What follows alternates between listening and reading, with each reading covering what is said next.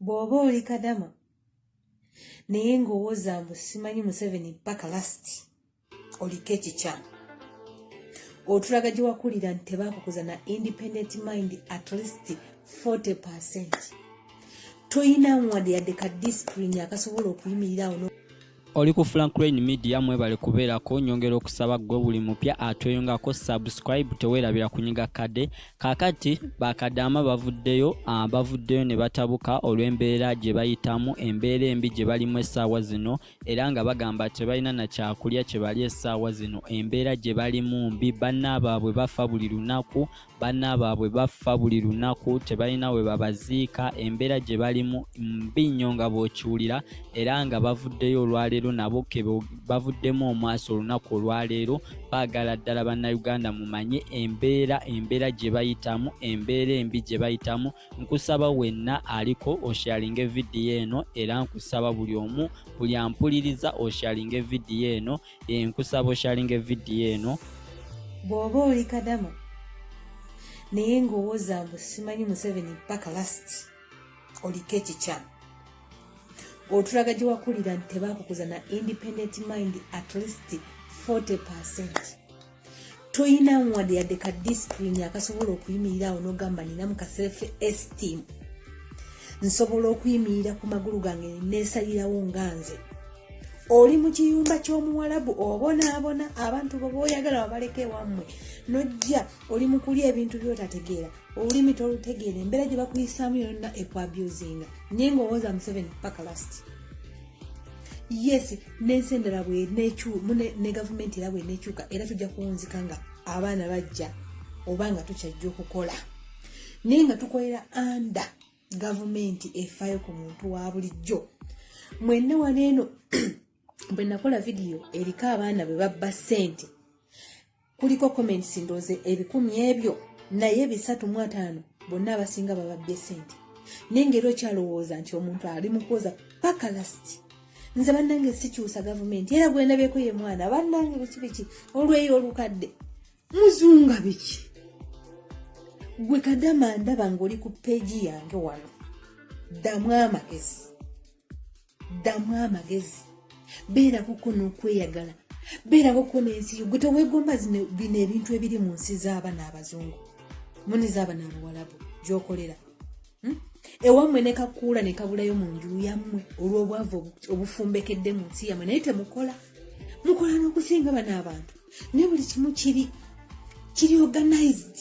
Twetaaga omuntu asobola okuorganizinga Uganda okuva ku A up to Z. Kadama lekerawo okwoza mbu simanyi nze tonteeka mu byabufuzi ebyobufuzi obiyingira okuva lw'ogudde mu lubuto lwa nnyoko paka lw'oliyingira mu ttaka olaba ne keesi bagijjako omusolo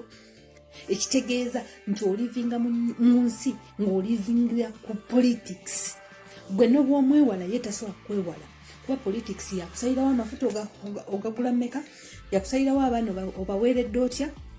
basomedde ku masomero ki politics yakusalirawo ekyokulya omunnyo oguguze ssente mmeka. Kati gwe bwongamba muno nze tombuya politics nze era saagala kumanya ndabanga ayina amazzi mu bwongo kubanga you are always politically lwakuba nti okulembeza butamanyabo. So yimirira weesalirewo bannange abaana bangi bafiiridde mu buwalabu abaana bangi babonabonedde mu buwalabu naye olw'embeera embi olw'okuba nti no gavumenti yaffe tefaayo tefuddeeyo. Omwana bw'afa Kenya oba kale okufa kale tteeka naye omuntu yeeraliikirira nti banaye ono muna Kenya amateeka gewaabwe gasobola okunkwatako oba ne gagenda ne gannondoola paka mu human rights oba mu olaba nga babatya naye ffe tebaatutya. Oli n'abuuza Uganda waliyo amasannyalaze bakugamba kimu amini okuva lwe yafa Uganda teyakomaawo ye ekyategeera kubanga amini gwe bamanyi tebalina muntu gwe bamanyi Uganda wabula Idi Amin gwe bamanyi mu buwalabu. Naye nkwegayiridde Kadama munnange ddala ng'okyayina amagezi ng'abawalabu tebannakuliisa paadi kuwunga nkwegayiridde yimirira ku magulu go ogambe ennaafu is ennaafu. yimiya ku magulu go ogambe mama we ali ekibuga ogambe mama we gwaleka e Masaka omugabe mama bwe nsindika ssente zange nfuna emitwalo 7 naye ate sije nandifunye nga nze kuba nkola nnyo emirimu gye nkola gisaana n'obukadde 2.5 nifuna emitwalo 7.5 ate ne zituuka 6 ate oluusi nazo ne bazigaana okuzituwa bw'onoogaana okwebeereramu yes ffe tujja kugezaako abasobola abalina self-esteem abalina understanding abalina knowledge kubanga knowledge tumusoma then wisdom amagezi amazaale nabo genyini galina okuyambako okulowooza n'ogamba nti nina okukyusa ensi yange kama mbaya ni mbaya muve mu kulowooza troublesmu muve mu kulowooza eddiini muve mu kulowooza ono mwana wa ssenga wange bannange mukolerera ensi yammwe kuba enkya mugenda kuvaawo singa bano abantu tebakolerera nsi yaabwe singa teri bweti singa abantu abanunula Dubai Emirates tebafaayo kugamba nti nno katutuuse mu nkola eno singa ensi eyo teyeeyagaza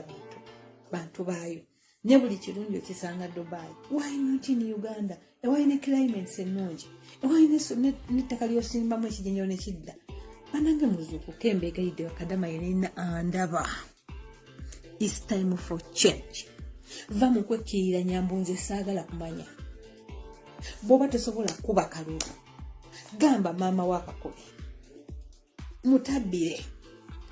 bw'oba tosobola kuba kalulu gamba bbaawo omunyonyola omugambe kuba gw'otambuddeko beerako kongo omulabufu bannange muleke kubeera babisi mutambuddeko tosobola kwenkanakana muntu atatambulangako mwegombe kuba omuntu ategomba agayala n'okukola naye ebintu bye mulimu mukola naye ate temwegomba nakwegomba wadde okukyusa ensi yammwe mwoza politics nze tombuya politics olwaliro people power yevuddeyo okubanga gitusobola okuteekawo esobole okukyusa omusajja ono mutwalaganya Malawi yakikoze why not Uganda Malawi yakikoze why not us if Malawi did it we can did it hey